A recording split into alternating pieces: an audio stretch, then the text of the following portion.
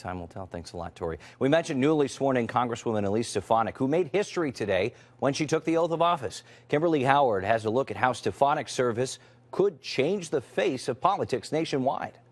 Congratulations. You're now members of the 114th Congress. And with that, the youngest woman ever is sworn into U.S. Congress. It's very exciting. It's a humbling feeling. 30-year-old Elise Stefanik represents the 21st District. She's a Republican and Harvard grad who worked for former President George W. Bush and her family's plywood business in the North Country. And I'm just excited to add an additional crack to the glass ceiling. But she's also taking her oath at a time when Congress's approval rating is hovering around 15%, and when young voters aren't exactly flocking to the polls. Election Day 2014 only drew 40% of registered voters in New York to the ballot box, and of that, only 20% were younger than the age of 40. And I hope that we take away lessons from this past election cycle. I think we need to have a tone that reaches out to women. Young voters we spoke with say there's one surefire way to do that. I think social media is a really good way to reach younger people. But League of Women Voters Legislative Director Barbara Bartoletti says it's a two-way street.